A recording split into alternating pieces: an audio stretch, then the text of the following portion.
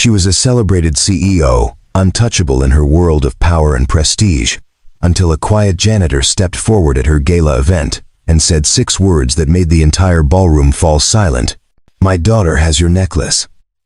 What happened next? No one could have predicted. Before we begin, if you believe in the power of second chances, hidden connections, and stories that remind us the past never truly leaves us, consider subscribing to our channel. Every week, we share heartfelt tales that prove kindness and courage can surface in the most unexpected places, even after decades of silence. Some secrets aren't meant to stay buried, and some bonds refuse to break, no matter how much time passes or how far apart lives drift. This is a story about truth, about sacrifice, and about a small piece of jewelry that held the weight of an entire lifetime. Now, let's begin. Before we jump back in, tell us where you're tuning in from, and if this story touches you, make sure you're subscribed, because tomorrow, I've saved something extra special for you. The grand ballroom of Harrington Plaza gleamed under the crystal chandeliers, each prism catching light and scattering it across polished marble floors that looked like frozen water. The air hummed with the low murmur of success, expensive perfume mingling with the sharp notes of champagne, the rustle of designer gowns, and the confident laughter of people who had learned long ago how to own a room before they even entered it. Tonight was the annual Summit Ridge Business Excellence Awards, and every face in attendance belonged to someone who mattered. CEOs, investors, politicians, media moguls. They moved through the space like chess pieces, each one calculating their next move, each handshake a potential alliance, each smile a currency more valuable than the gold-trimmed plates lining the banquet tables. At the center of it all, standing beneath a spotlight that seemed designed just for her, was Juliana Tate. She wore a floor-length emerald gown that caught the light with every movement, her dark hair swept back in an elegant twist, her posture regal, unshakable. As the founder and CEO of Tate Global Innovations, one of the fastest-growing tech firms in the country, she had built an empire from nothing. 15 years ago, she had been a nobody with a business plan and a dream. Now, her company was worth billions. Her name appeared on magazine covers, and her voice carried weight in boardrooms across 3 continents. She raised her champagne glass to acknowledge the applause as the host announced her name, and the room erupted in the kind of applause reserved for those who had not just succeeded, but dominated. Juliana smiled, gracious, composed, every inch the woman who had clawed her way to the top and refused to apologize for it. But if you looked closely, if you knew where to look, you might notice the faint silver chain around her neck. It disappeared beneath the high neckline of her gown, but every so often, when she turned her head or reached for her glass, a small pendant shifted against her collarbone. It was delicate, almost invisible, a tiny compass rose etched into brushed silver, no larger than a dime. She never took it off. Not for photo shoots, not for board meetings, not even in the privacy of her own home. It had been with her for 23 years, and though no one ever asked about it, and though she never spoke of it, that necklace was the only thing she owned that money could never buy. Across the ballroom, far from the spotlight and the champagne towers, near the service entrance where the light grew dim and the marble gave way to scuffed tile, a man knelt beside a gray utility cart. His name was Ashton Walsh, and he wore the standard-issue navy blue uniform of the building's janitorial staff. His shirt was clean but faded, his boots worn at the heels, his hands calloused from years of work that left no trace except cleanliness. He was wiping down the base of a column, his movements slow and methodical, the kind of rhythm that came from doing the same task 1,000 times until it became muscle memory. He didn't look at the people in their gowns and suits. He didn't need to. He had learned long ago that in rooms like this, people like him were invisible, not because they were ignored, but because they were expected. A janitor was part of the scenery, like the chairs, the tables, the flowers in their crystal vases. Beside him, sitting on the bottom step of a service stairwell, was a young girl. She looked about 9 or 10, with light brown hair pulled into a ponytail and a navy blue dress that looked like it had been carefully ironed but was just a size too big. Her name was Lila, and she sat with her legs crossed, a small sketchbook balanced on her knees. a pencil moving carefully across the page. She wasn't watching the stage. She wasn't interested in the speeches or the applause. She was drawing. "Dad," she whispered, her voice barely audible over the background hum of conversation and clinking glasses. "Is that her? The lady they keep talking about?" Ashton glanced up, following her gaze to the woman at the podium. Juliana Tate was mid-speech now, her voice clear and confident, speaking about innovation, resilience, and the future of technology. "That's her," Ashton said quietly, wringing out his cloth and folding it over the edge of the cart. "Miss Tate. She's the one who built this whole company." Lila's eyes widened, impressed. "She must be really smart." "She is," Ashton replied, his tone neutral, though something flickered across his face. Something old, buried deep. "One of the smartest people I've ever met." Lila tilted her head, curious. "You've met her?" Ashton paused, his hand hovering over the cart handle. For a moment, he looked like he might say something, but then he just shook his head. "A long time ago, she wouldn't remember me." Lila frowned, not satisfied with the bite the TASO answer, but she didn't press. Instead, she went back to her drawing, her pencil scratching softly against the paper. Around them, the gala continued. Waiters in crisp white shirts moved through the crowd with trays of hors d'oeuvres.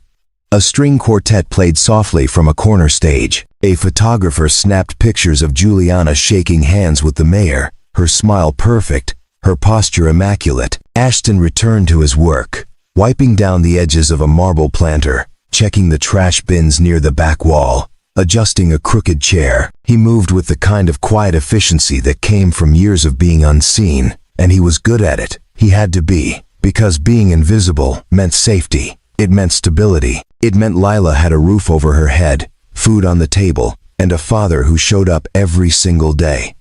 That was all that mattered now. But then Lila looked up again, and this time, something in her expression changed. She stared at Juliana Tate, not with the awe of a young girl watching someone powerful, but with recognition. Like she had seen something she wasn't supposed to see.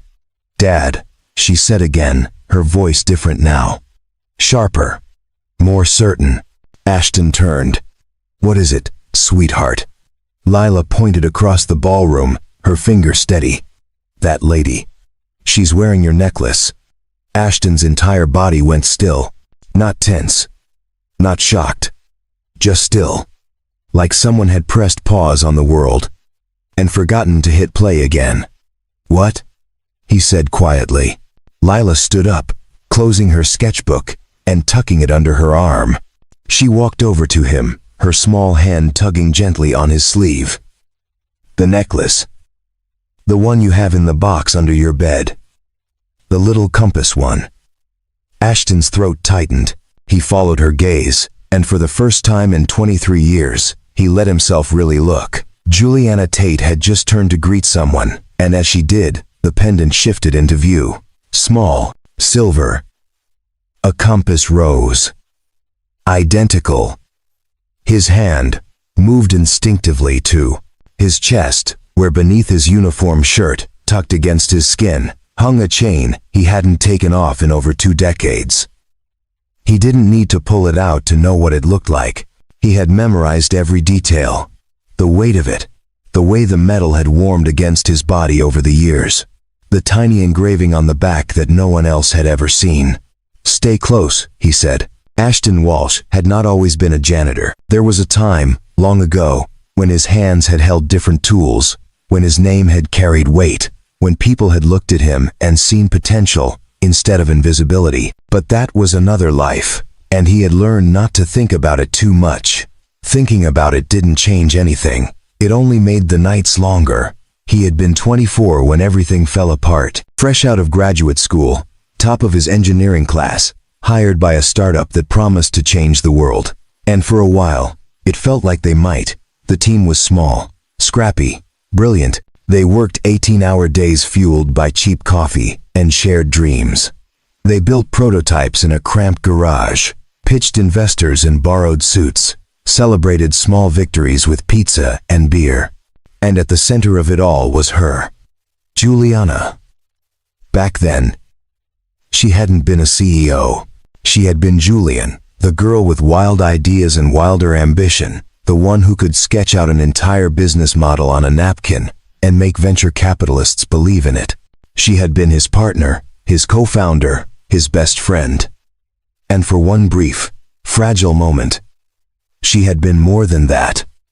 They had been building something together, not just a company, but a future.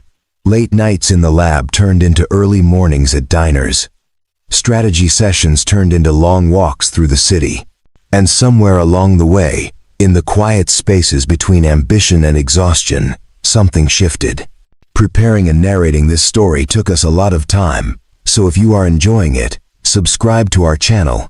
It means a lot to us. Now back to the story.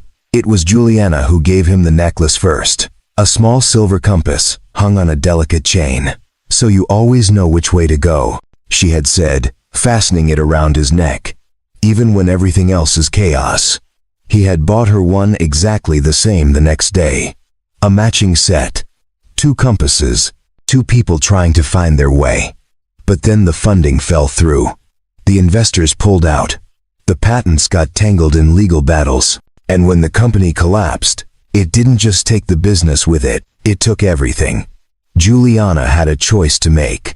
She could stay and rebuild from the ashes with him, or she could take the offer from a major tech firm that wanted to buy her ideas, her talent, her future. She chose the latter, and Ashton couldn't blame her. She had worked too hard, sacrificed too much, to let it all die because of one failed venture. But when she left, she took more than just her half of the patents. She took the only version of the story that mattered. The investors, the press, the industry, they all remembered her as the visionary founder. Ashton's name disappeared from the narrative, erased not by malice, but by time, by silence, by the simple fact that no one thought to ask where he had gone. He tried to fight it at first, sent emails, made calls, showed up at offices with documentation, proving his role in the early designs. But doors closed. Lawyers sent cease and desist letters. And eventually, he realized the truth. No one cared. So he stopped fighting. He took whatever work he could find. Odd jobs, night shifts, anything that paid enough to keep him fed and housed. And then, 3 years later, Lila was born. Her mother, a woman he had met during one of the hardest years of his life, passed away when Lila was just 2 years old. Suddenly, Ashton wasn't just trying to survive. He was responsible for someone else's survival. Janitorial work was steady. It didn't ask questions. It didn't require references or explanations. It paid enough, and most importantly, it let him be there for Lila. He worked night shifts when she was asleep, day shifts when she was at school. He packed her lunches, helped with her homework, read her bedtime stories, and he never, not once, took off the necklace. Now, as he stood in the shadow of the grand ballroom, watching Juliana Tate accept an award for innovation and leadership, he felt the weight of it against his chest. A reminder of what he had been, a reminder of what he had lost, but also a reminder that some things couldn't be erased. Juliana finished her speech to thunderous applause and stepped down from the stage, moving gracefully through the crowd. People reached out to shake her hand, to congratulate her, to bask in the glow of her success. She smiled, nodded, thanked them all, with the practiced ease of someone who had done this 1,000 times. But then, as she turned toward the refreshment table, her hand moved instinctively to her necklace. She touched it lightly, the way people do when they're checking to make sure something precious is still there. The pendant caught the light for just a moment, and Ashton saw it clearly. The compass rose, the delicate chain, the exact match to the one he wore. Lila was right. She was wearing his necklace. Or rather, she was wearing hers. The one he had given her 23 years ago. The one she had never taken off, just like he hadn't. Ashton's heart pounded in his chest, not with anger, not with bitterness, but with something far more complicated. Recognition. Memory. The ache of something that had never fully healed. He looked down at Lila, who was watching him carefully, her young face full of questions she didn't yet know how to ask. "Dad," she whispered. "Why does she have it?" Ashton exhaled slowly. "Because I gave it to her." Lila's eyes widened. "When?" "A long time ago," he said quietly. "Before you were born, before any of this." He glanced around the ballroom, at the marble floors he had just cleaned, at the chandeliers he would polish tomorrow, at the people who would never see him as anything more than part of the background. And then he made a decision. He stood up slowly, his knees aching slightly from hours of kneeling. He brushed off his uniform, straightened his shoulders, and took Lila's hand. "Come on," he said. "Where are we going?" she asked. He didn't answer. He just walked, steady and deliberate, across the ballroom floor, past the tables, past the champagne fountains, past the clusters of well-dressed guests who barely glanced his way, and he walked straight toward Juliana Tate. The crowd around Juliana Tate was thick, a wall of tailored suits and glittering jewelry, everyone vying for a moment of her time, a word, a glance, a chance to be remembered. She handled it with the grace of someone who had learned long ago how to be everywhere and nowhere at once. Smile. Nod. Thank you. So kind. Yes. We're very proud. Her responses were polished, automatic, the verbal equivalent of muscle memory. But then, the crowd shifted. Not dramatically, not all at once.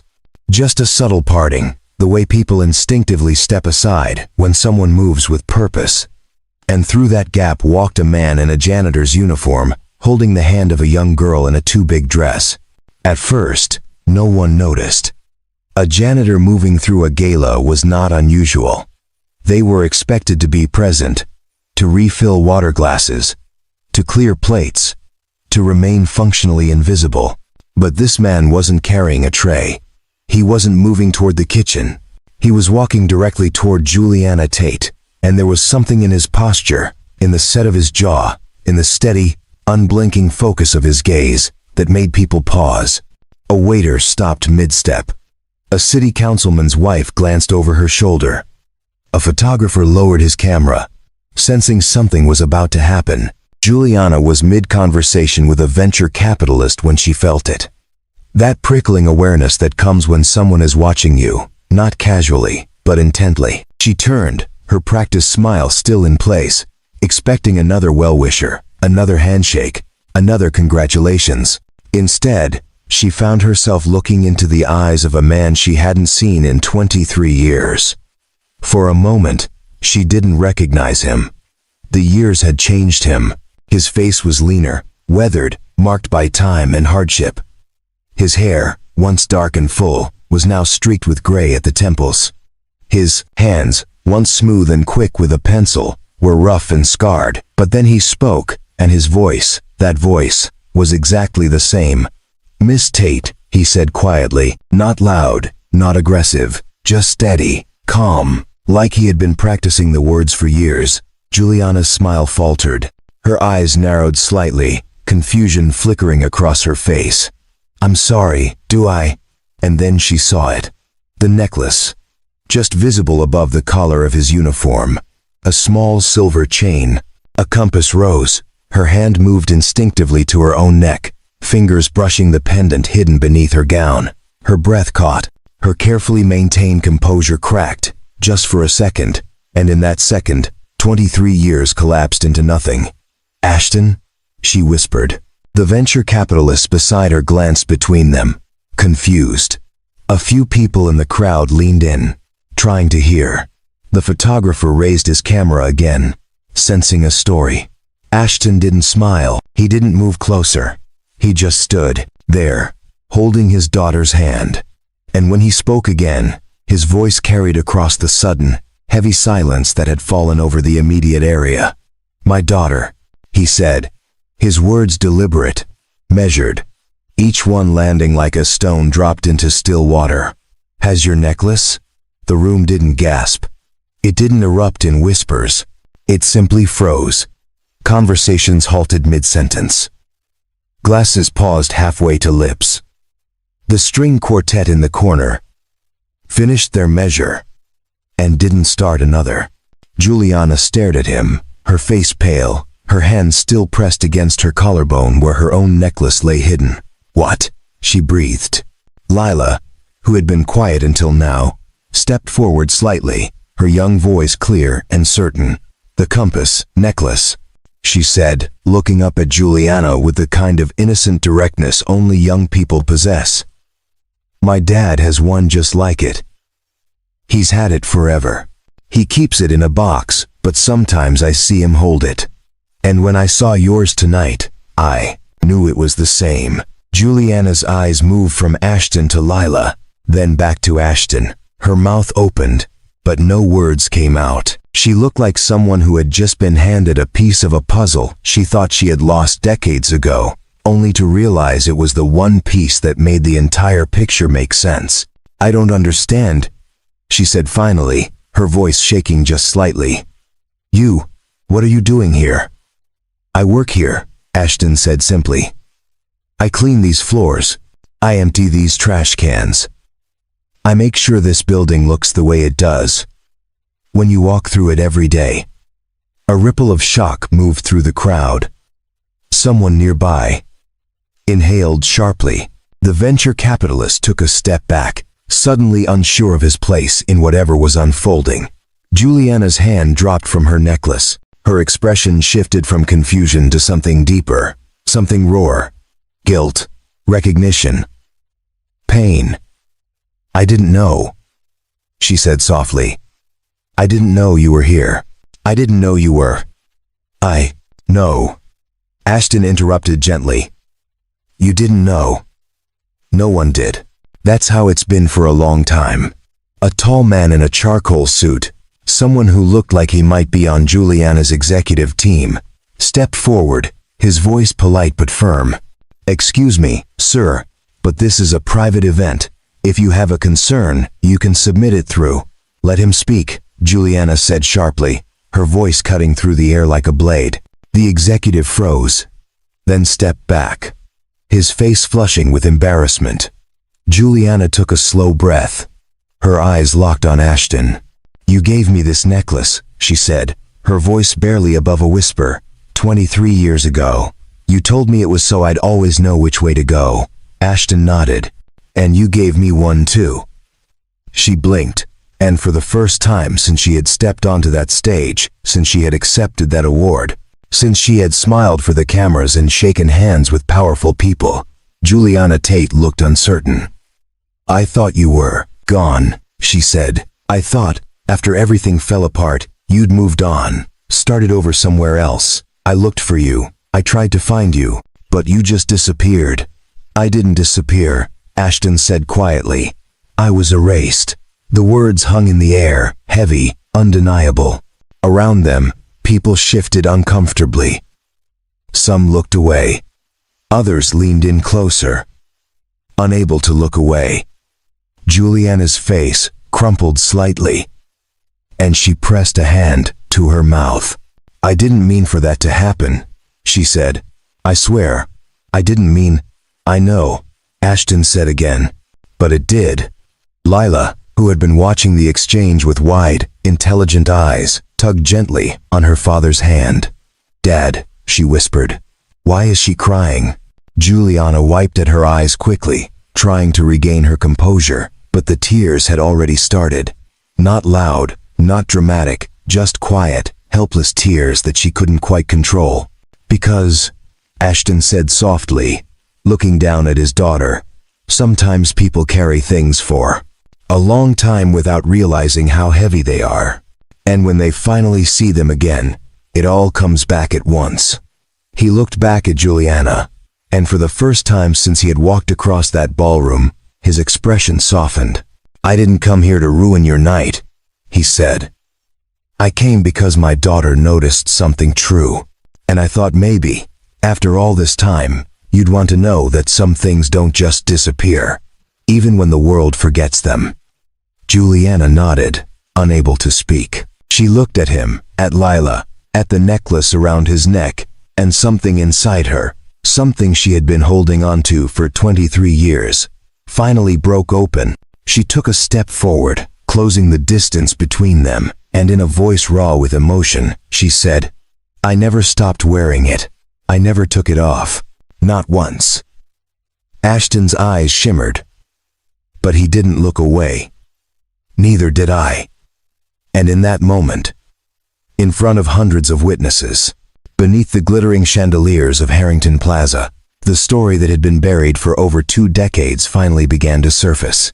The private conference room on the 3rd floor of Harrington Plaza was quiet, insulated from the noise of the gala below by thick walls and heavy doors. Juliana had excused herself from the event, ignoring the confused looks and whispered questions, and led Ashton and Lila upstairs without explanation. Her assistant had tried to follow, but Juliana had waved her off with a sharp gesture that left no room for argument.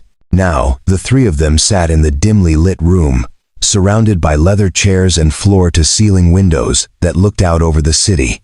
The lights of downtown stretched into the distance, a constellation of ambition and motion, but inside the room, everything was still. Lila sat near the window, her sketchbook open on her lap, drawing quietly while the adults talked. She understood, in the way young people sometimes do, that this conversation was important, that it needed space, and that her role right now was simply to be present and patient. Juliana sat across from Ashton, her hands folded on the table, her gaze fixed on the man she hadn't seen in over 2 decades. She had removed her heels, and her posture, so carefully maintained downstairs, had softened into something more human, more vulnerable. "I need you to understand," she said finally, her voice low and careful, "that I didn't know. I didn't know they had written you out of everything. I didn't know your name wasn't on the patents. I didn't know until it was too late." Ashton leaned back in his chair, his arms crossed loosely over his chest. He didn't look angry. He looked tired. "When did you find out?" Juliana closed her eyes, the memory sharp even after all these years. 6 months after I signed with Meridian Technologies. I was going through the acquisition paperwork, and I noticed your name wasn't anywhere. Not on the founding documents, not on the patent filings, not even in the footnotes. I called the lawyers. They told me your contributions had been classified as consulting work, not co-founding work. They said it was cleaner that way, less complicated. Ashton's jaw tightened. "Cleaner." "I fought it," Juliana said quickly, her voice rising slightly. "I went back to them. I threatened to walk away from the deal. But they had already filed everything. The contracts were signed. The press releases had gone out. And they told me that if I tried to change it, the whole thing would collapse. The investors would pull out. The company would die before it even started." She looked down at her hands, her fingers twisting together. "I told myself it was temporary. That once we were stable, once we had momentum, I could go back and fix it. I could make sure you got credit. I could bring you back in." "But you didn't," Ashton said quietly. "I couldn't," Juliana whispered. "By the time I had the power to do it, too much time had passed. The narrative was already set. Tate Global was my company. I was the founder. And you were gone. I looked for you, Ashton. I swear I did. I hired a private investigator. I reached out to old contacts, but you had vanished. No forwarding address, no phone number, no trail. It was like you had disappeared off the face of the earth." Ashton was silent for a long moment, staring out the window at the city lights. When he finally spoke, his voice was steady, but there was an edge of old pain beneath it. "I didn't vanish," he said. "I just stopped being visible." Juliana looked up at him, her eyes glistening. "What happened to you?" He exhaled slowly, gathering the pieces of a story he hadn't told anyone in years. "After the company collapsed, I tried to keep going. I applied for jobs, sent out resumes, reached out to everyone I knew in the industry, but no one wanted to hire the guy who couldn't make his own startup work. And when your name started appearing in all the press, when Tate Global started taking off, people assumed I had been pushed out for a reason. They assumed I wasn't good enough. Juliana's face twisted with guilt. That's not true. I know, Ashton said. But it didn't matter what was true. It mattered what people believed. And they believed you were the genius, and I was the dead weight. He paused, his hand moving unconsciously to the necklace beneath his shirt. I did odd jobs for a while. Construction, delivery driving, freelance design work when I could get it. And then I met someone. A woman named Grace. She was kind. She didn't care about my past or my failures. We had Lila together. He glanced over at his daughter, who was carefully shading in the edges of a star in her drawing. Grace got sick when Lila was 18 months old. Cancer. She fought it for 6 months, but it spread too fast. By the time Lila turned 2, I was alone with a toddler and no real career to fall back on. Juliana's hand moved to her mouth, her breath shaking. I'm so sorry. I needed steady work, Ashton continued. Something reliable. Something that didn't ask too many questions or require a spotless resume. Janitorial work paid the bills. It let me be there for Lila. And honestly, after everything, I didn't mind being invisible. It was easier than trying to prove I had once been someone. The room fell silent, except for the faint sound of Lila's pencil moving across paper. Juliana stared at Ashton, seeing not the janitor in the faded uniform, but the man she had once stayed up with until 3 in the morning, sketching out prototypes and arguing about code architecture. The man who had believed in her when no one else did. The man she had loved, even if she had never been brave enough to say it out loud. I wore the necklace every day, she said softly. Even when I didn't know where you were.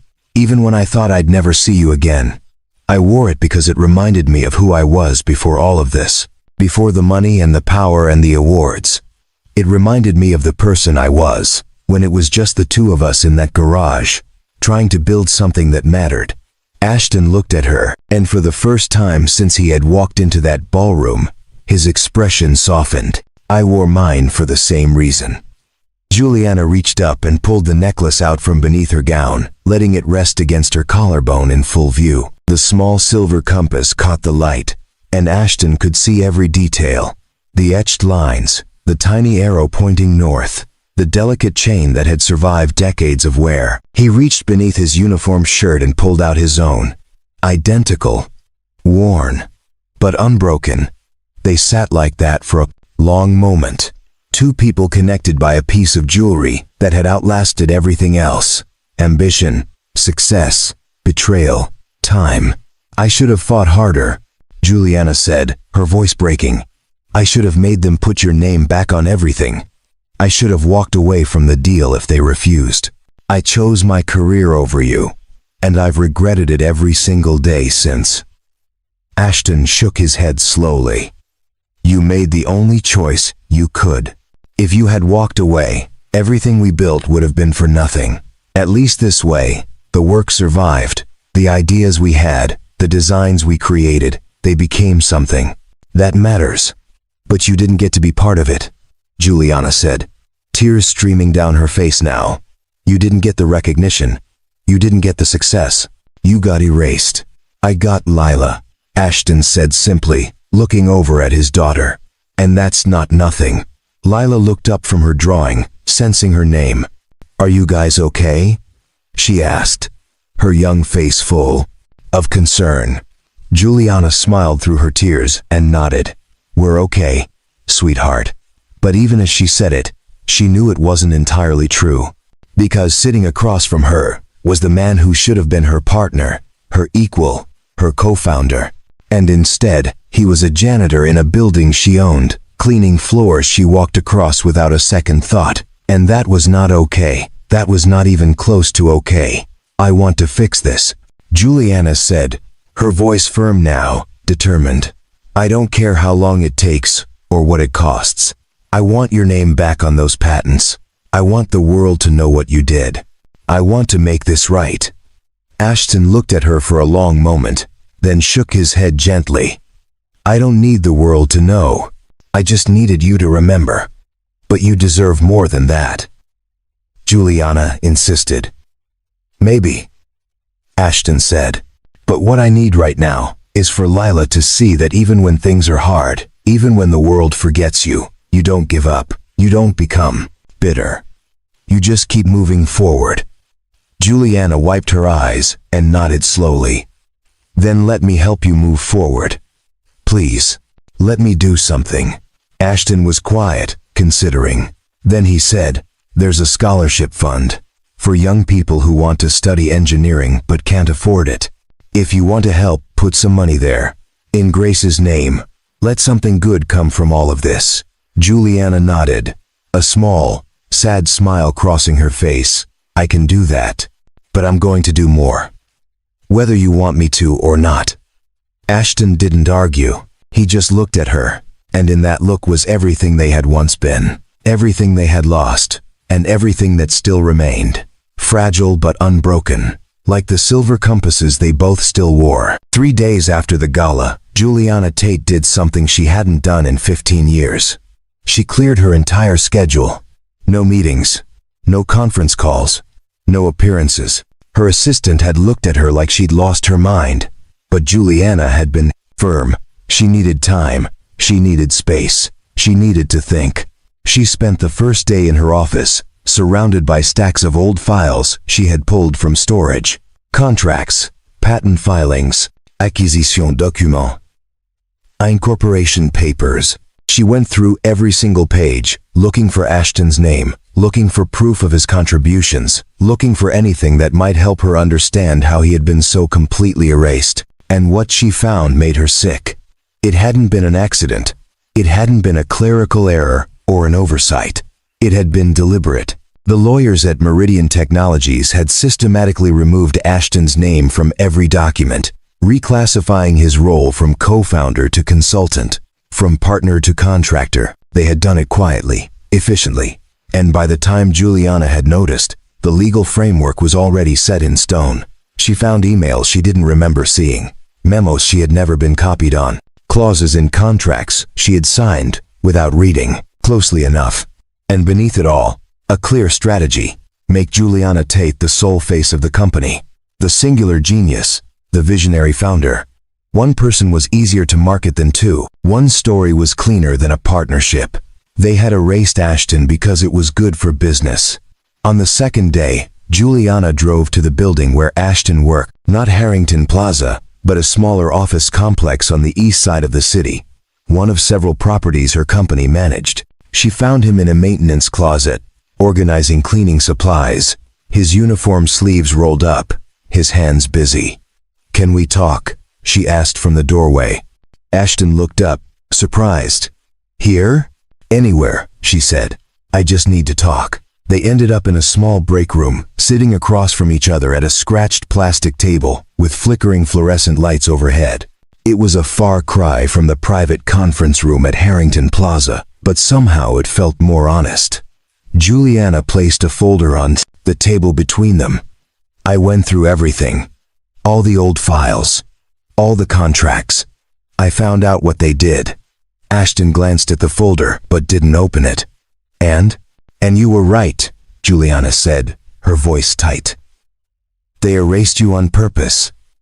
The lawyers at Meridian restructured the whole deal to make me the sole founder. They buried your contributions in footnotes and reclassified your role to make it look like you were just a hired contractor."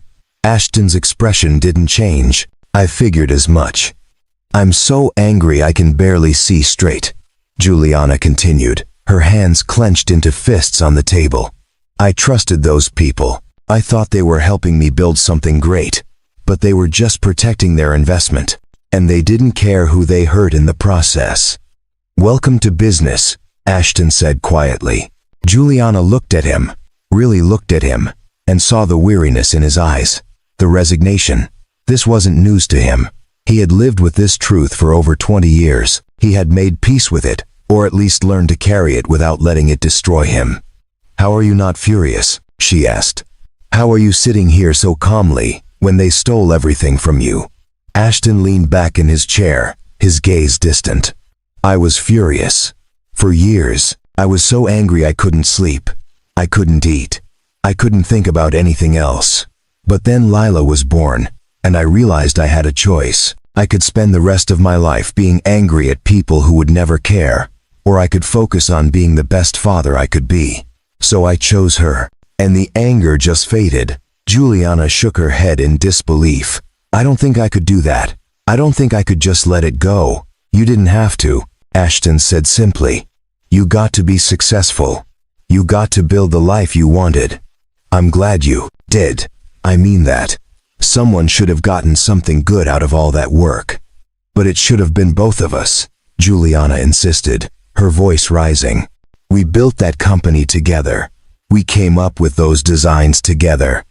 You were just as responsible for the success as I was. Maybe, Ashton said, but that's not how the story got told, and I can't change that now. Juliana reached across the table and grabbed his hand, startling him. But I can. I have the power now. I have the resources. I can go back and correct the record. I can make sure people know the truth. Ashton looked down at her hand on his, and for a moment, he let himself remember what it had been like when they were partners, when they had believed they could change the world together. Then, he gently pulled his hand back. I appreciate that, he said. But I don't need vindication. I don't need my name in the press or on a plaque somewhere. What I need is to make sure Lila has a good life. That's all that matters to me now. Juliana sat back, frustrated but also moved by his humility, by his refusal to let bitterness consume him. Then let me help with that. Let me set up a trust for her education. Let me make sure she has every opportunity you didn't get. Ashton hesitated, his pride warring with his practicality. I don't want charity. It's not charity, Juliana said firmly. It's repayment. For everything you gave me. For everything you sacrificed. For everything you lost because I wasn't strong enough to fight for you. Ashton was quiet for a long time, his jaw working as he considered her words. Finally, he said, if you do this, it has to be for her, not for me.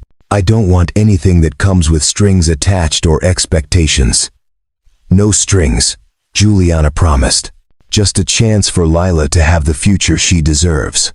Ashton nodded slowly. Okay, but on one condition. What? You stop blaming yourself, he said, his voice gentle but firm. What happened wasn't your fault. You were young.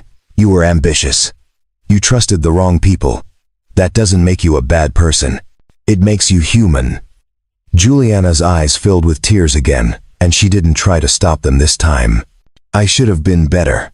We all should have been, Ashton said. But we do the best we can with what we know at the time.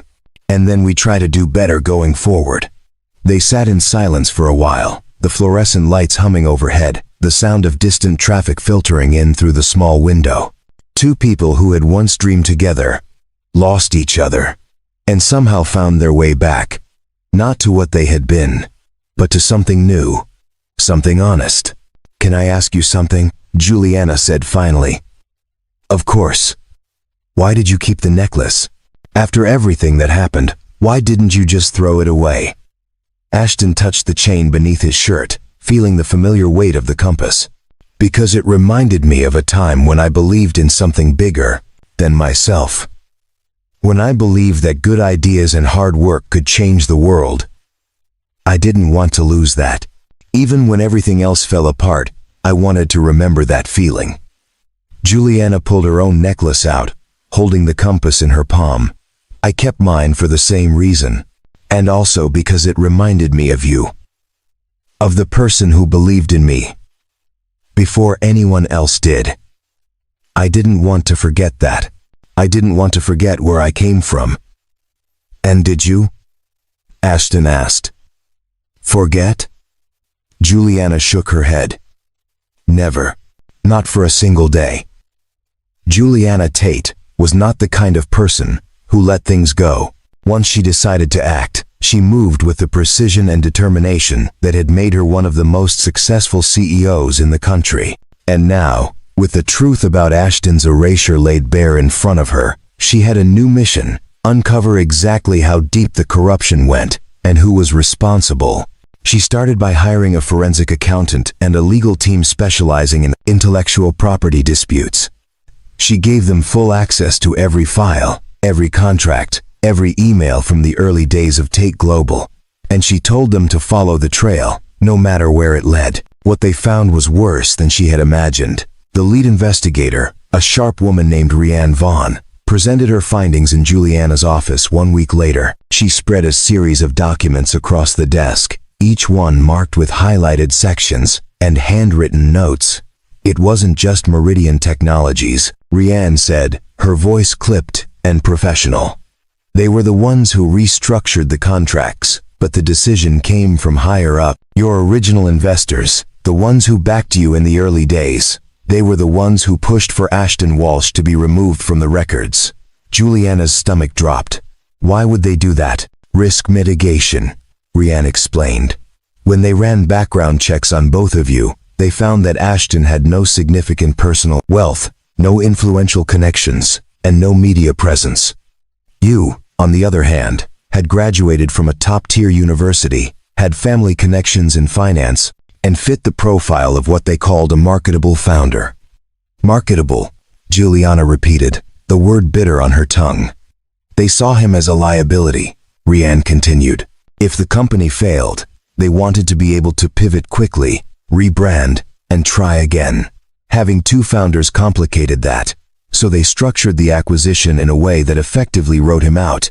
They classified his contributions as work for hire, which meant he had no ownership stake and no claim to the intellectual property. Juliana felt her hands trembling with rage. And no one thought to tell me this. You were told, Rhiannon said gently, sliding another document across the desk. This is an email from your lead investor, sent 2 weeks before the Meridian deal closed. It explicitly states that Ashton Walsh's role was being reclassified and that the company would move forward with you as the sole founder.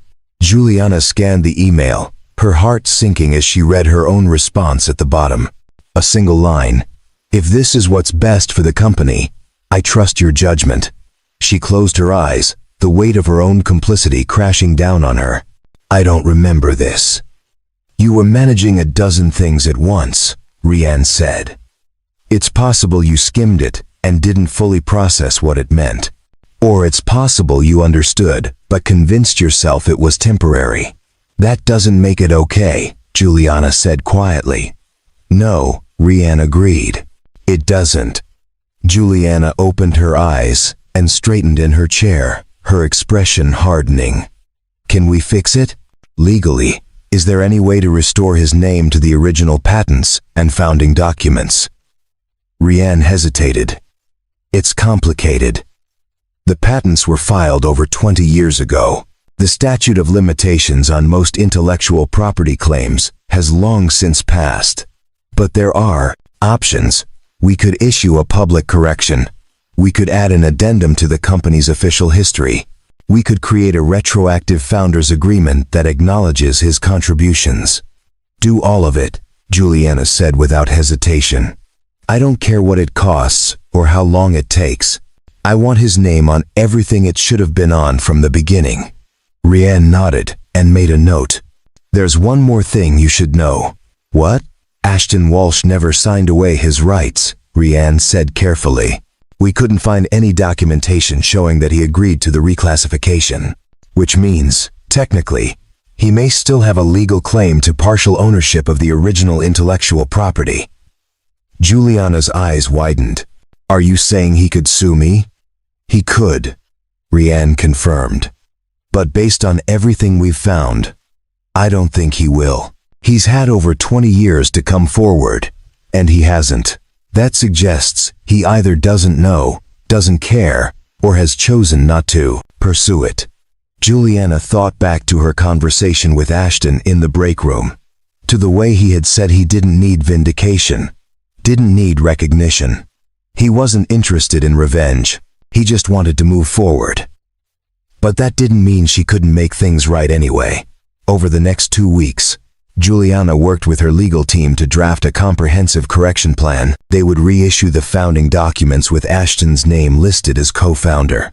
They would add his name to the original patents, with a public acknowledgement that his contributions had been improperly excluded. They would create a permanent exhibit in the Tate Global headquarters honoring the company's true origins.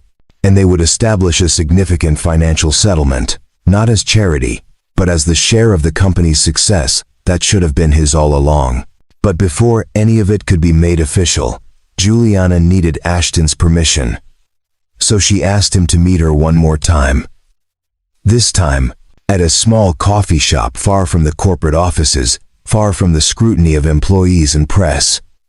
He arrived in his usual work clothes, looking tired but calm. They sat by the window, steaming mugs between them, and Juliana laid out everything her team had discovered. Ashton listened in silence, his expression unreadable. When she finished, he was quiet for a long time, staring out the window at the people passing by on the street. "You want to give me money," he said finally. "I want to give you what you're owed," Juliana corrected. "What you should have received 23 years ago. And you think that will fix things?" "I think it's a start." Ashton turned to look at her, and his eyes were sad but not unkind. "Juliana, I don't need your money. I don't need my name on a plaque. I told you that already." "I know," she said, "but this isn't just about you. It's about the truth. It's about making sure that what happened to you doesn't happen to someone else. If I let this stay buried, I'm complicit. I'm part of the problem." Ashton considered that, then nodded slowly.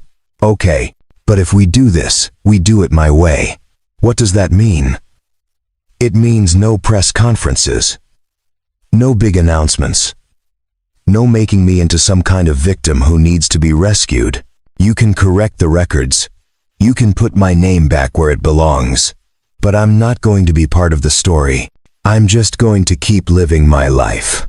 Juliana smiled, a small, genuine smile. "Deal." They shook hands across the table, and for the first time in 23 years, it felt like the scales were starting to balance. The correction didn't happen quietly, no matter how much Ashton had wanted it to. 3 weeks after Juliana's legal team submitted the amended founding documents to the patent office, a junior reporter at the Business Chronicle noticed something unusual. A major tech company, one of the most successful in the country, had just retroactively added a co-founder to its official records, someone whose name had never appeared in any press materials, any interviews, any company histories for over 2 decades. The reporter started digging. Within 48 hours, she had tracked down Ashton's employment records, discovered he was working as a janitor in a building owned by Tate Global, and connected the dots to the necklace incident at the gala that several attendees had posted about on social media. The story broke on a Tuesday morning with a headline that made Juliana's blood run cold. Tech giant admits erasing co-founder, now works as janitor in her building. By noon, it had been picked up by every major news outlet. By evening, it was trending on social media.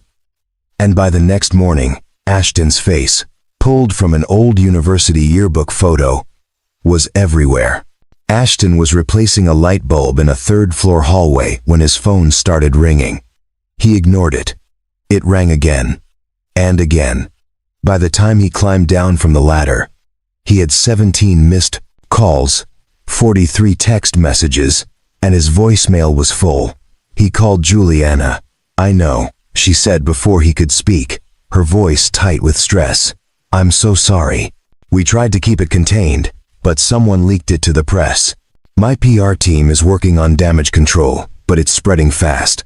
Ashton sat down on the bottom step of the stairwell, suddenly exhausted. "What do they want from me?"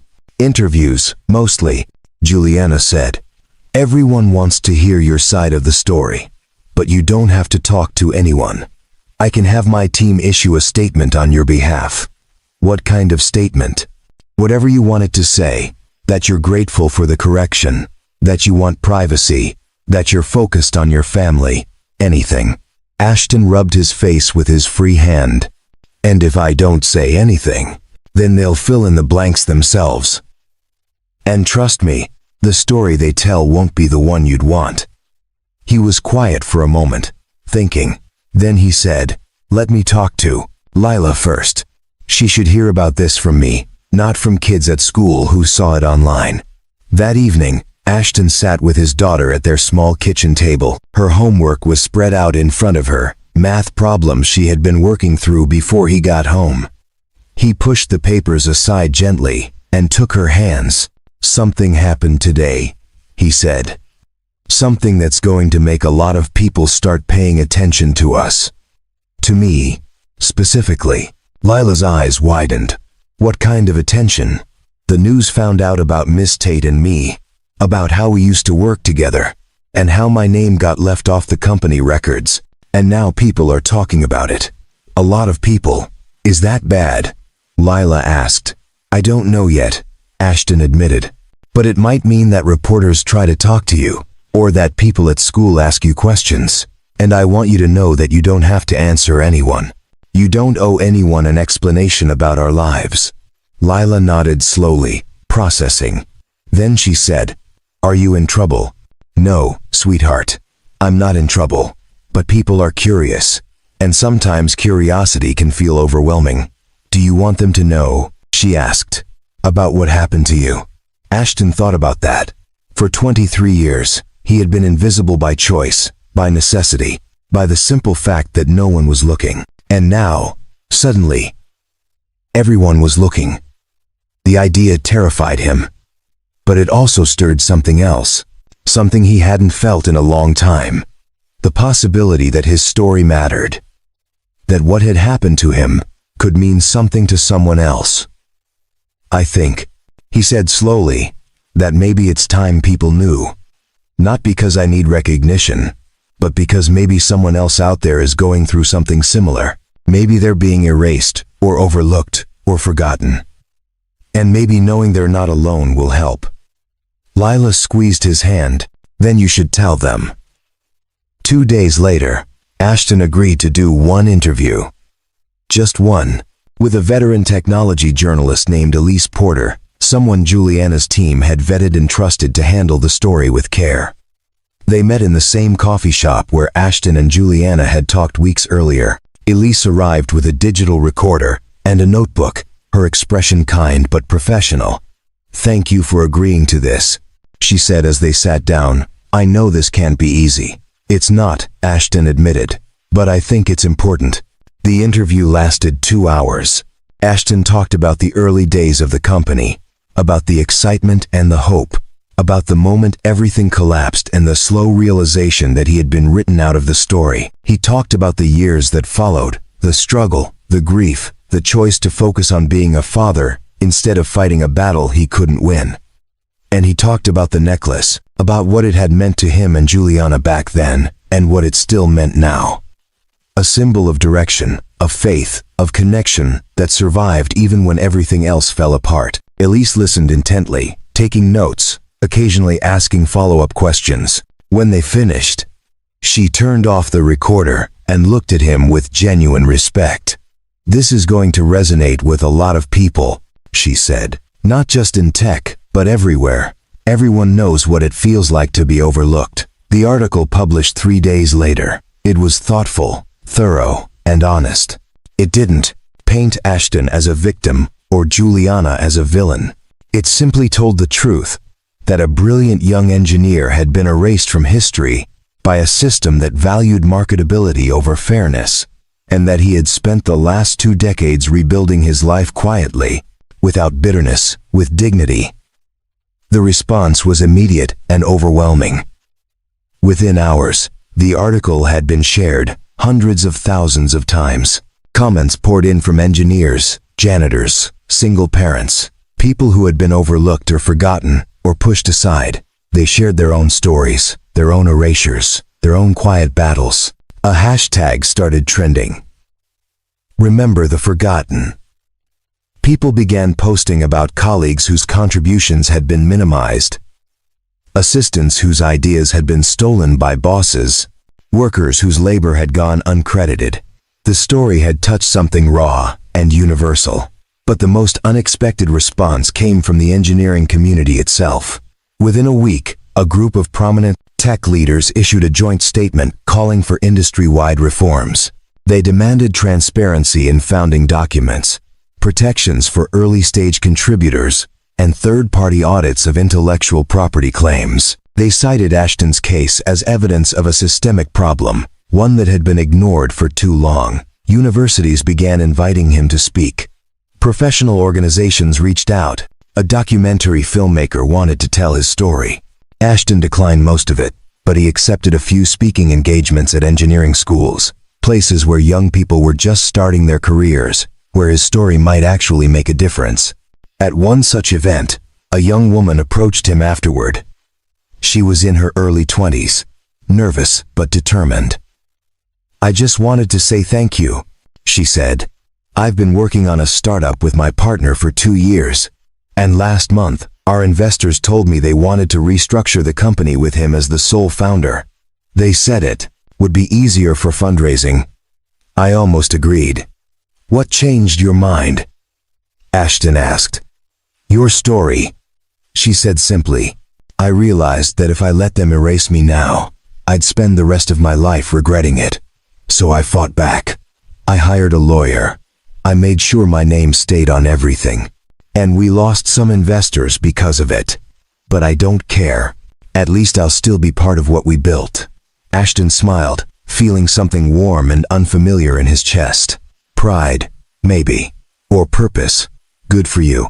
Don't let anyone take what's yours. As the weeks passed, the attention didn't fade, but it did settle into something more manageable. Ashton went back to work, though Juliana had offered him a position in the company, a real position with an office and a title. He had declined, at least for now. He liked his routine. He liked being present for Lila. He liked the simplicity of his days. But he also knew that something had shifted. He was no longer invisible. And while that came with complications, it also came with something he hadn't expected: community, connection, the knowledge that his story had mattered to people he would never meet. One evening, as he and Lila sat on their apartment balcony watching the sun set over the city, she turned to him and said, "Dad, do you think things are better now that people know?" Ashton thought about it, watching the light fade from gold to amber to deep purple. "I think things are different, not perfect, but different, and maybe that's enough." Lila leaned against him, and he wrapped an arm around her shoulders. In the distance, the city hummed with life, with stories, with people trying to find their way. And for the first time in 23 years, Ashton Walsh felt like he was part of it again. 6 months after the story broke, Tate Global held a special ceremony, not a gala, not a press event, just a quiet gathering in the company's main auditorium with employees, early investors, and a handful of carefully selected guests. Juliana had insisted on it, and this time, Ashton had agreed. The auditorium was simple but elegant, with rows of chairs facing a small stage. On the back wall hung a new installation, a timeline of the company's history, complete with photographs, patent documents, and founding papers. And there, at the very beginning, were 2 names in equal prominence: Juliana Tate and Ashton Walsh. Ashton stood backstage with Lila, who wore a navy dress she had picked out herself, slightly more formal than her usual clothes but still comfortable. She held his hand tightly, sensing his nervousness. "You okay, Dad?" she whispered. "I think so," he said. "Just feels strange, being up in front of people like this." "You'll be great," she said with the confidence only young people can muster. "Just tell them the truth." Juliana appeared beside them, looking polished as always but with a softness in her eyes that hadn't been there 6 months ago. "Ready?" she asked. Ashton nodded. "As I'll ever be." They walked out together, and the room erupted in applause. Not polite, obligatory applause, but genuine, heartfelt recognition. Employees stood. Investors stood. And in the front row, sitting with a notebook on her lap, was Lila's teacher, who had brought several students from the engineering club to witness the moment. Juliana stepped up to the microphone first. Her voice was steady, but there was emotion beneath it, carefully controlled, but unmistakable. 23 years ago, she began. two young engineers sat in a garage and dreamed of building something that would change the world. They sketched designs on napkins. They argued about code architecture until 3 in the morning. They believed, truly believed, that their ideas could make a difference. She paused, looking directly at Ashton. I was one of those engineers. Ashton Walsh was the other. And for reasons that were wrong, reasons that I deeply regret, his name was removed from the story we told about this company's founding. Today, we correct that. She gestured to the wall behind her, where a large banner was draped. With a smooth motion, the banner dropped, revealing a plaque made of polished bronze. It read, "Founded by Juliana Tate and Ashton Walsh, two innovators who proved that great ideas are born from collaboration, persistence, and faith in each other." The applause swelled again, and Juliana stepped back, gesturing for Ashton to take the microphone. He hesitated, then walked forward, his heart pounding, but his step steady. He looked out at the crowd, at faces he didn't know and a few he did. And then he looked at Lila, sitting in the front row, her eyes shining with pride. "I'm not good at speeches," he began, his voice a little rough. "I'm better with tools than with words. But I want to say a few things." He took a breath. "What happened to me wasn't unique. It happens every day, in every industry. People's contributions get minimized. Their names get left off papers, and patents in credits. Sometimes it's intentional. Sometimes it's careless. But the result is the same. Erasure." The room was silent, everyone listening. For a long time, I was angry about it. And then I was resigned to it. I told myself it didn't matter, that I had moved on, that my life was about other things now. And in some ways, that was true. I built a life I'm proud of. I raised a daughter who is smarter and braver than I ever was. He glanced at Lila, who was trying not to cry. But standing here today, I realized that it did matter. Not because I needed recognition or validation, but because the truth matters. Accuracy matters. Giving credit where it's due matters. And if my story can help even one person stand up and say, "My name belongs here too," then all of this will have been worth it. He stepped back from the microphone, and the applause was deafening. But what struck him most wasn't the noise. It was Lila, who had jumped to her feet and was clapping so hard her hands must have hurt, tears streaming down her face, her smile so wide it could have lit up the entire room.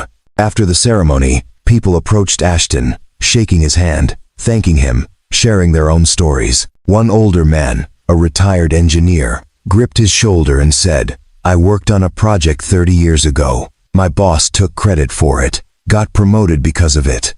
I never said a word. Thank you for saying what I couldn't."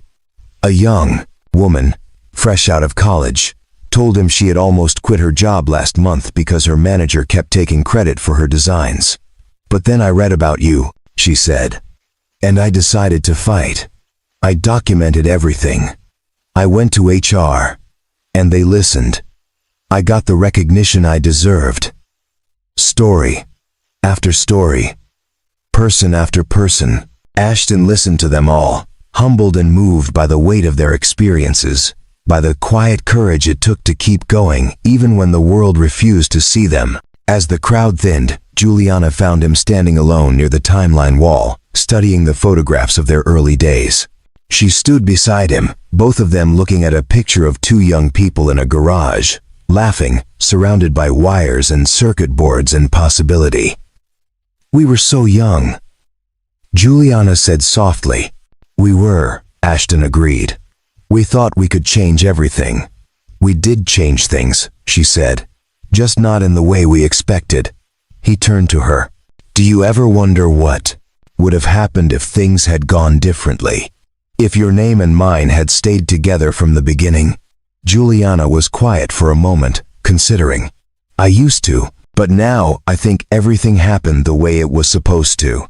Not because it was fair, but because it led us both to where we needed to be.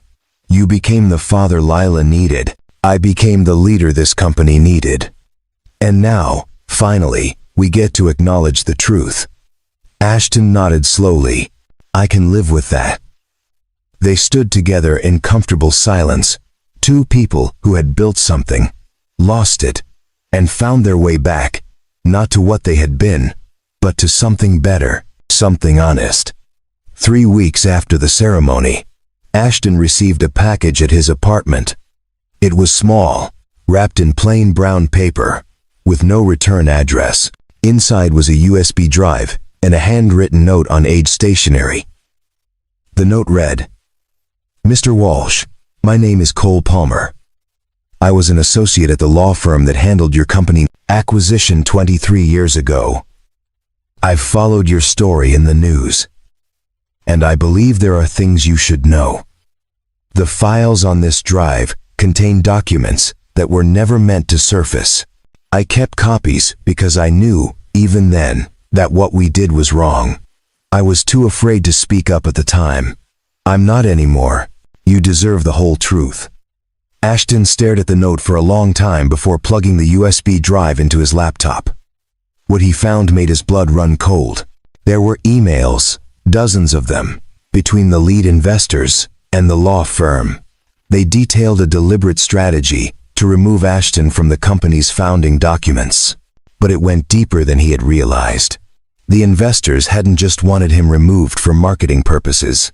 They had wanted him gone because they were planning to sell the company's core technology to a larger corporation. And they knew Ashton would object. One email, dated 6 months before the acquisition, was particularly damning.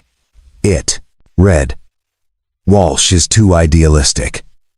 He'll never agree to license the patents to defense contractors. We need him out of the picture before the Meridian deal closes. Restructure the founding agreements and reclassify his role. Make it clean." Ashton felt sick. The technology he and Juliana had developed, the designs they had created in that garage, had been intended for civilian use. Educational tools, communication devices, things that would help people. But according to these documents, within 2 years of the acquisition, major portions of the technology had been licensed to military contractors for surveillance and weapon systems. And Juliana had been the CEO when it happened. He sat back in his chair, his mind racing. Did she know? Had she known back then, or had she been kept in the dark just like he had been? And if she had known, had she agreed to it? He needed answers. But more than that, he needed to know if the woman who had fought so hard to restore his name, the woman who wore a compass necklace to remember their shared ideals, had compromised those ideals for profit. The next day, he went to Juliana's office unannounced. Her assistant tried to stop him, but Juliana heard the commotion and came out herself. "Ashton, what's wrong?" she asked, seeing the look on his face. "We need to talk," he said. Privately. She led him into her office and closed the door. He placed the USB drive on her desk. "What's this?" she asked. "The truth," he said. "Or at least another layer of it." He explained what was on the drive, watching her face carefully as he spoke. He saw confusion, then shock, then something that looked like horror as the full implications sank in.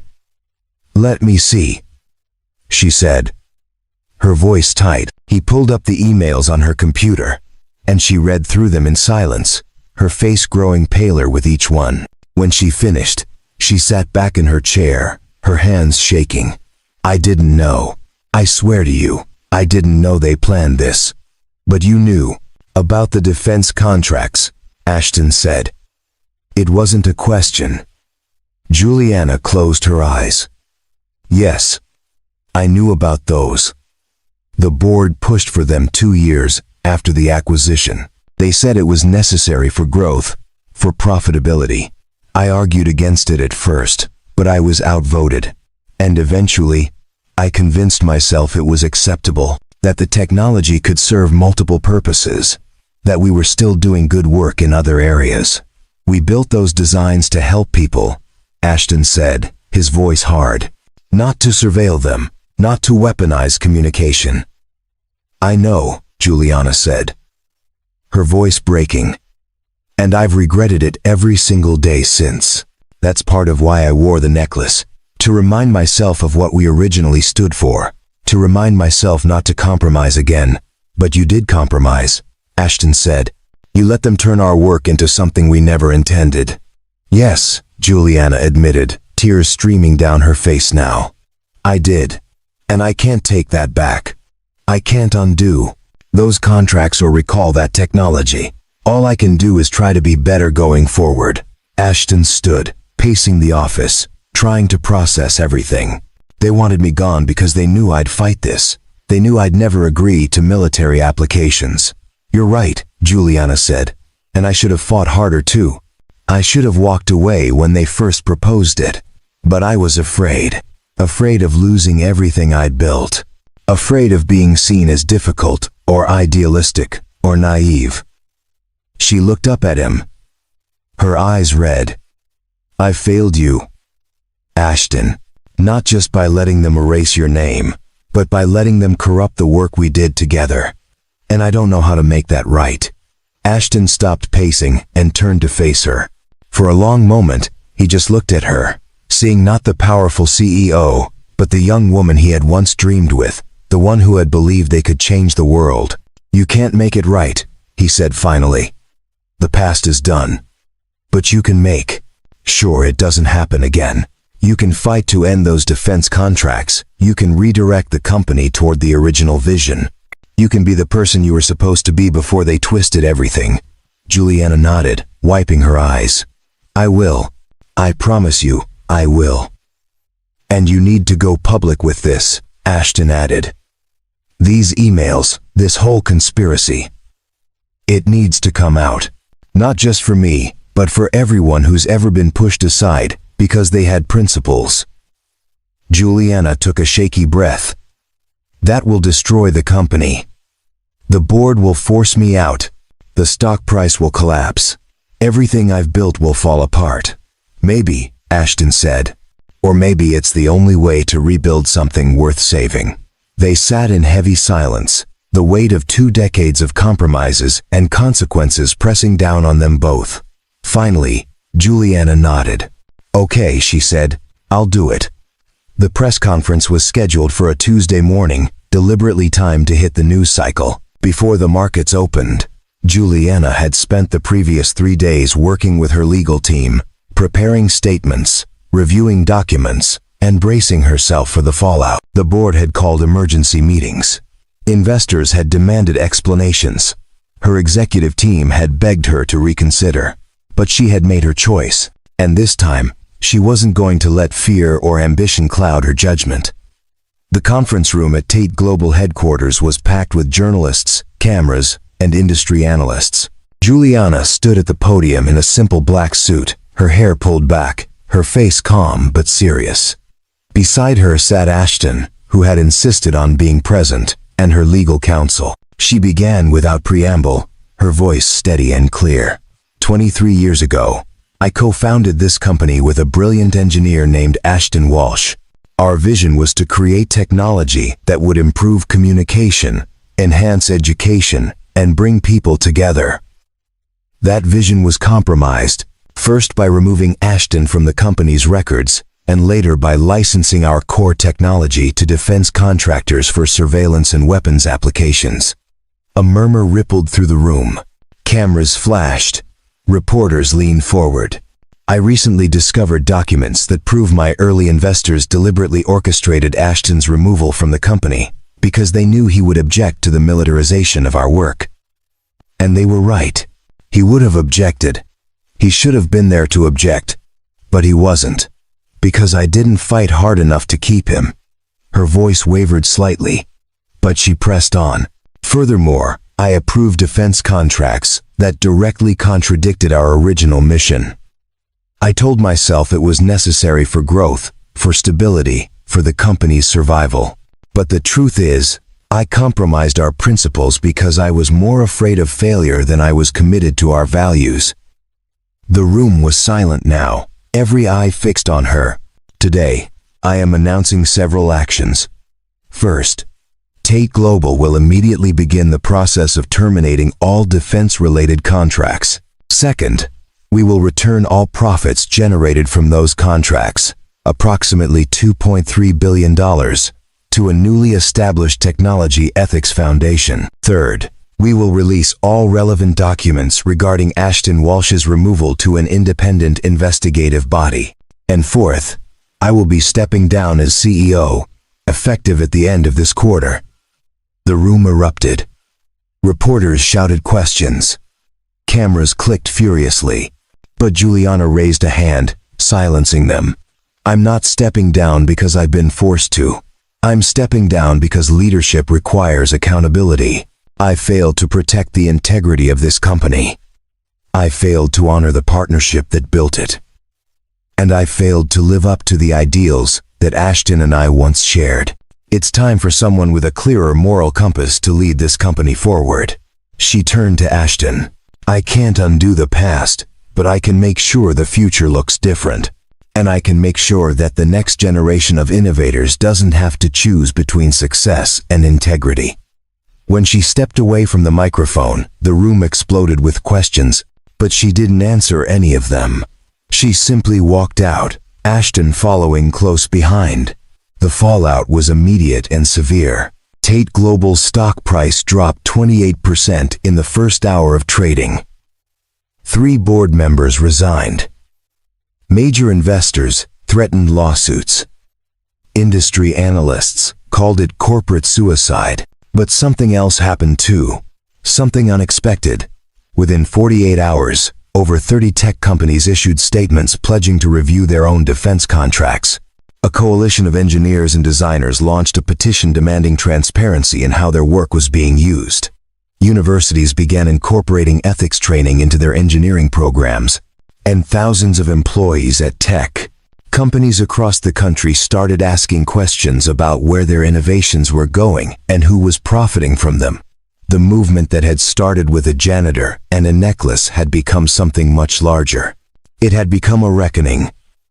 6 months later, the landscape had shifted dramatically. Tate Global, under new leadership, had successfully transitioned away from defense work and refocused on educational technology. The company was smaller, leaner, but its mission was clear again. And while Juliana was no longer CEO, she remained on the board as an advisor, using her experience to guide the company back to its roots. Ashton had finally accepted a position at the company, not in management, but in research and development. He worked with a small team of engineers on projects that excited him, projects that aligned with the values he and Juliana had started with decades ago. And every evening, he went home to Lila, who was now thriving in an advanced engineering program at her school.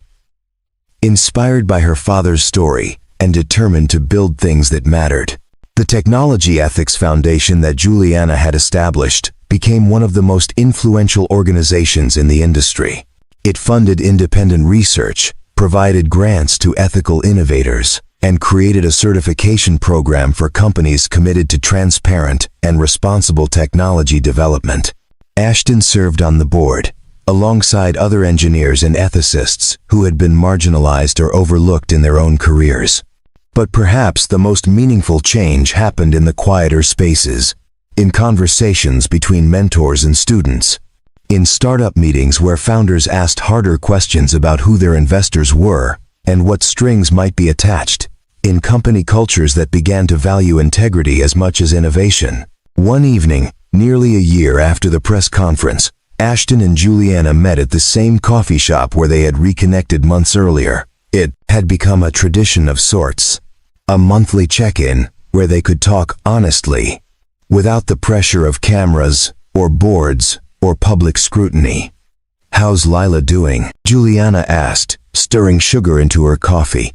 "She's incredible," Ashton said, his face lighting up the way it always did when he talked about his daughter. "She's been working on a prototype for a communication device specifically designed for people with speech disabilities.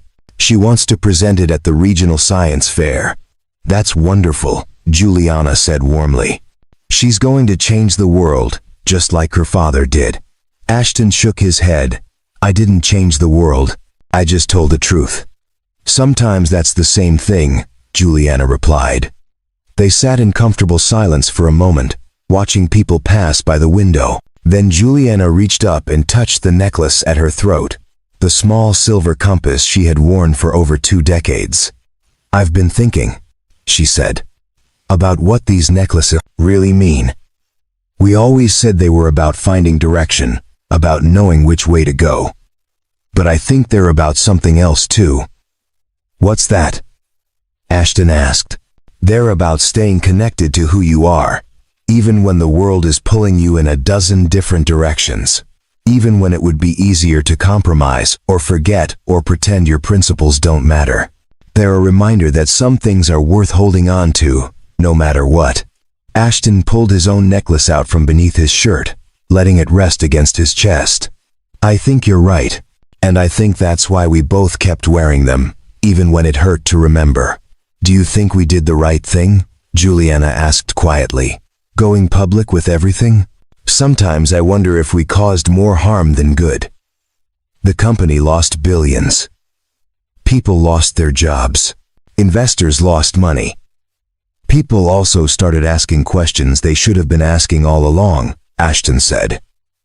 "And maybe some young engineer somewhere will think twice before letting their work be used in ways they never intended. Maybe some founder will fight harder to keep their partner's name on the company. Maybe someone will choose integrity over profit because they saw what happened when we finally chose it too." Juliana nodded slowly. "I hope you're right." "I am," Ashton said with quiet confidence. "Because I've met those people. They come up to me at conferences, they send emails, they stop me on the street, and they tell me that our story mattered, that it gave them courage, that it reminded them why they got into this field in the first place." He paused, then added, "You know what the most common thing people say to me is?" "What?" "Thank you for not giving up. Thank you for staying true to yourself even when no one was watching." Juliana's eyes filled with tears. But she smiled. "We should have stayed partners from the beginning. We would have built something extraordinary." "We still did," Ashton said gently. "Just not in the way we expected. We built a story that mattered. We built a legacy that's bigger than any company or patent or product. We built something that reminds people that the truth is worth fighting for." Over the following years, their story continued to resonate. Books were written about them. Case studies were taught in business schools. Documentaries explored the intersection of ethics and innovation using their journey as a framework. But more importantly, real change happened. Legislation was passed requiring greater transparency in patent filings. Industry standards were established for ethical technology development. And a new generation of founders learned to ask harder questions and demand better answers. Lila grew into a remarkable young woman, brilliant and compassionate, carrying forward the lessons her father had taught her not through lectures, but through example. She went on to study engineering at a top university, and in her admissions essay, she wrote about a necklace, a compass, and a father who had shown her that true north wasn't about success or recognition. It was about staying true to your values even when the path was difficult. On her 18th birthday, Ashton gave her a gift. A small silver compass on a delicate chain, identical to the ones he and Juliana wore. On the back, he had engraved a single phrase, "Some things are worth holding on to." Lila put it on immediately and never took it off.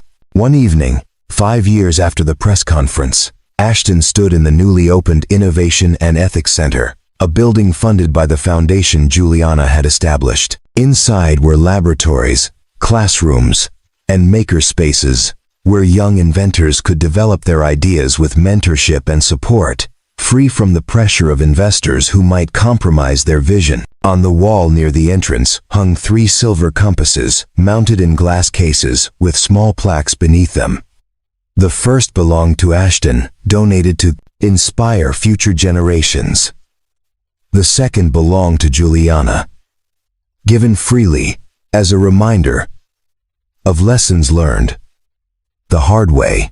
And the third belonged to Lila, placed there temporarily for the center's opening but destined to be returned to her because she would need it for the journey ahead.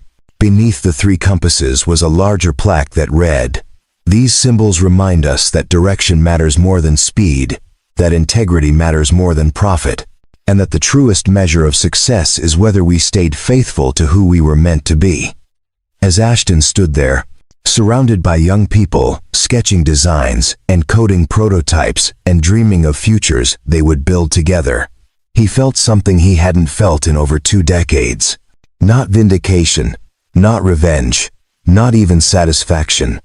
Just peace. The deep, abiding peace that comes from knowing your story mattered. Your choices made a difference, and the path you walked, however difficult, was the right one. Juliana found him there, standing in the glow of the late afternoon sun streaming through the windows. She stood beside him, both of them watching the next generation of innovators at work. "We did it," she said softly. "We actually did it." "We did," Ashton agreed. "Not the way we planned, not the way we imagined, but we did it." And in that moment, surrounded by young minds full of hope and possibility, 2 people who had been erased and restored, who had failed and fought, and finally found their way back to the truth, understood that their legacy wasn't a company, or a patent, or even a foundation. It was this: the knowledge that one person speaking truth, one person refusing to be erased, one person holding onto their compass even in the darkest times, could change everything.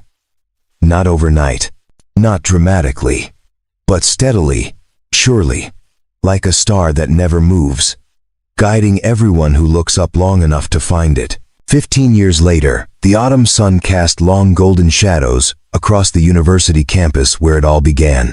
The engineering building had been renovated since Ashton and Juliana's time there, but the old oak tree near the entrance remained, its branches now thick and sprawling, providing shade for students who gathered beneath it with laptops and notebooks, dreaming their own impossible dreams.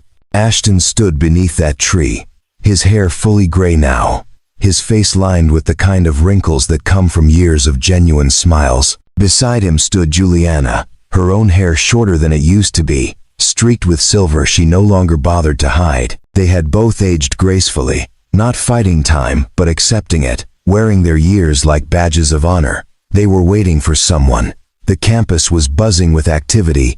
Students rushed between classes, professors discussed research over coffee, and somewhere in the distance, a bell tower chimed the hour. But Ashton and Juliana stood quietly, content to simply be present, to remember what it had felt like to be young and ambitious and naively certain they could change everything. "Do you ever miss it?" Juliana asked, her voice soft. "The early days, when we thought we had all the answers?" Ashton smiled. "I miss the confidence. But I don't miss being wrong about so many things." "We weren't wrong about everything," Juliana said. "We were right about the important parts." Before Ashton could respond, they heard a familiar voice calling out, "Dad, Miss Tate." They turned to see Lila hurrying toward them, now 24 years old and barely recognizable as the quiet girl who had once sat in ballrooms drawing compasses in her sketchbook. She had grown into a striking young woman, tall and confident, with her father's steady gaze and a determination that was entirely her own. She wore professional attire, a blazer over a simple blouse, and around her neck hung the silver compass necklace her father had given her years ago. Behind her walked a young man carrying a briefcase, and a woman with a tablet, both looking slightly overwhelmed but excited. "Sorry we're late," Lila said, slightly breathless as she reached them. The patent office meeting ran longer than expected. "Good news?" Ashton asked, though he could already see the answer in his daughter's eyes. "The best news," Lila confirmed, her face breaking into a wide grin. The adaptive communication system patent was approved. Full credit to everyone on the team, transparent ownership structure, everything documented exactly the way it should be.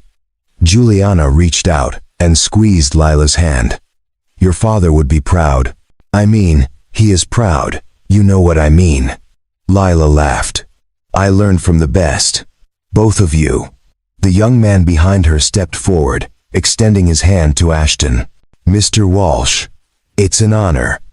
I'm Marcus Chen, one of Lila's partners. I just wanted to say thank you.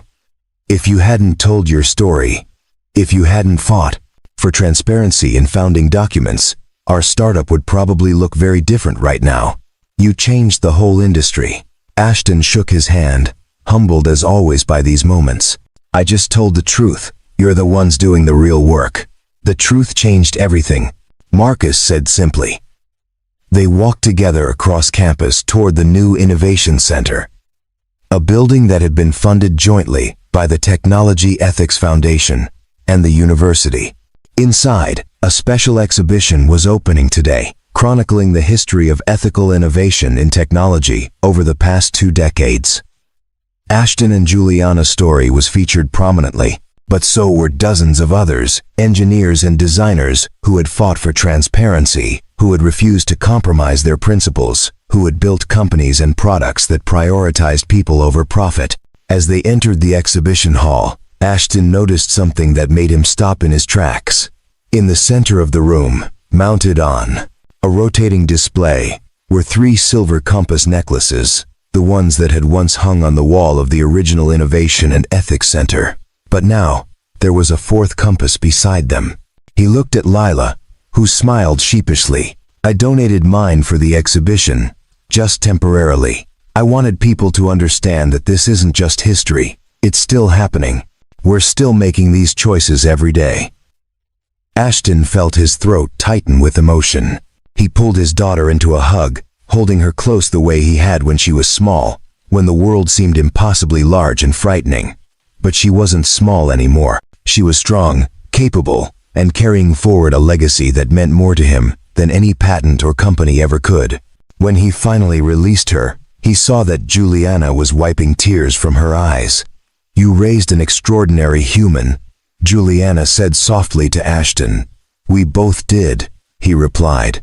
Because over the years, Juliana had become part of their family. Not in any formal way, but in the ways that mattered. She had been there for Lila's graduations, her accomplishments, her struggles. She had been a mentor, a friend, a reminder that even people who make terrible mistakes can find their way back to who they were meant to be. As the exhibition opened and people began filtering through, reading stories, and examining artifacts, Ashton found himself standing in front of a particular display. It showed a photograph from that night at the gala 15 years ago, the moment when he had walked across that ballroom floor holding Lila's hand. Beneath the photo was a quote, his own words from an interview years later. "Sometimes the bravest thing you can do is simply refuse to disappear. Refuse to let the world erase you. Refuse to believe that your story doesn't matter. Because it does matter. Every story matters. Every voice deserves to be heard." A young woman, probably a first-year student, stood beside him, reading the same quote. She looked up at him, did a double take, and her eyes went wide. "You're him," she breathed. "You're Ashton Walsh." He smiled gently. "I am. I'm studying engineering because of you," she said, her voice shaking slightly with emotion. "I almost didn't apply because I didn't think I belonged here. I didn't think people like me, people without connections or money or perfect grades, could make it in this field. But then I read about you, about how you lost everything and rebuilt, about how you refused to give up, and I thought, if he can do it, maybe I can too." Ashton felt the familiar warmth in his chest, the feeling that never got old no matter how many times it happened. "You can," he said firmly. "And you will. Just remember to stay true to who you are. Don't let anyone convince you that success requires compromising your values." The young woman nodded, tears in her eyes, then impulsively hugged him before hurrying away to join her friends. Juliana appeared beside him again. "Does that ever get easier?" "No," Ashton admitted. "But I hope it never does. The day I stop feeling moved by stories like hers is the day I've forgotten why any of this mattered." They stood together in the center of the exhibition, surrounded by the evidence of change they had helped create, not through grand gestures or heroic acts, but through simple persistence, through telling the truth, through refusing to let the world forget. Outside, the sun was setting, painting the sky in shades of amber and rose. Students were heading to dinner, to study sessions, to the next chapter of their lives. And somewhere among them were future innovators, future founders, future voices that would shape the world in ways no one could yet imagine. But they would do it differently than previous generations. They would ask harder questions. They would demand transparency. They would refuse to be erased or to erase others, because they had learned from those who came before. From a janitor who wore a compass around his neck and refused to disappear. From a CEO who chose truth over empire. From a young girl who noticed what others overlooked. As Ashton and Juliana walked out of the exhibition together, the silver compasses they still wore catching the last light of day, they understood that their story had never really been about them. It had been about everyone who came after, everyone who would face their own moments of choice, their own tests of integrity, and in those moments, perhaps they would remember. Perhaps they would look for their own North Star. Perhaps they would choose to stay true. That was legacy enough. That was everything. Up next, you've got 2 more standout stories right on your screen. If this one hit the mark, you won't want to pass these up. Just click and check them out. And don't forget to subscribe and turn on the notification bell so you don't miss any upload from us.